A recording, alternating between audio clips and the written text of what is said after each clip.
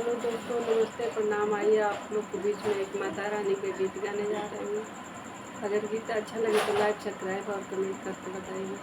छलकत तोहरी गगरिया हो मैया, कैसे के कलश भराई हो। तनियावा तनियावा मैया भवानी हो। तनियावा छलकत तोहरी गगरिया हो मैया, कैसे के कलश भराई हो। तनियावा तनियावा मैया भवानी हो। तनियावा मैया के लिए हम टिकावा मंगवनी, मैया के लिए हम टिकावा मंगवनी। कैसे के सिनुरा लगाई हो। तनियावा तनियावा मैया भवानी हो। तनियावा तनियावा मैया भवानी हो। तनियावा छलकत तोहरी गगरिया हो मैया, कैसे के कलश भराई हो। तनियावा तनियावा दुर्गा भवानी हो। तनियावा मैया के लिए हम झुमका मंगवनी, कैसे के हर पहिनाई हो। तनियावा तनियावा दुर्गा भवानी हो। तनियावा मैया के लिए हम झुमका मंगवनी, कैसे के हार पहिराई हो। तनियावा तनियावा दुर्गा भवानी हो।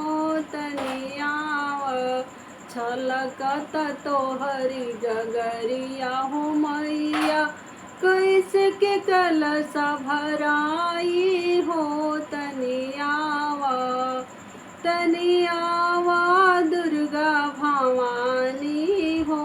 तनियावा मैया के लिए हम कंगन मंगवनी, मैया के लिए हम कंगन बनवनी।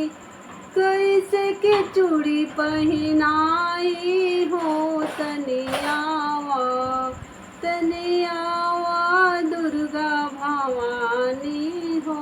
तनियावा मैया के लिए हम कंगन मंगवनी, कैसे के चूड़ी पहिराई हो। तनियावा तनियावा दुर्गा भवानी हो। तनियावा छलकत तोहरी गगरिया हो मैया, कैसे के कलश भराई हो। तनियावा तनियावा दुर्गा भवानी हो। तनियावा मैया के लिए हम लहंगा मंगवनी, मैया के लिए हम लहंगा मंगवनी। कैसे के चुनरी ओढ़ाई हो।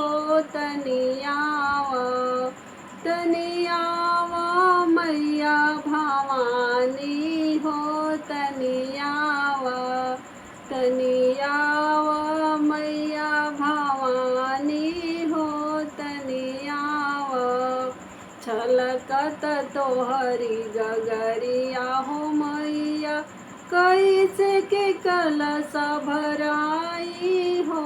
तनियावा तनियावा दुर्गा भवानी हो।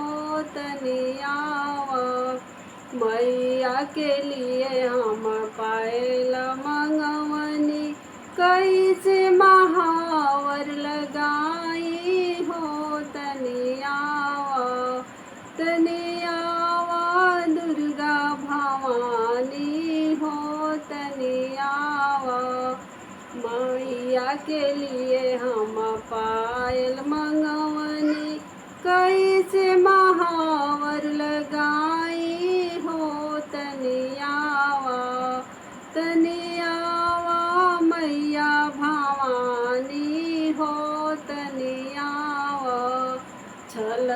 छलकत तोहरी गगरिया हो मैया, कैसे के कलश भराई हो।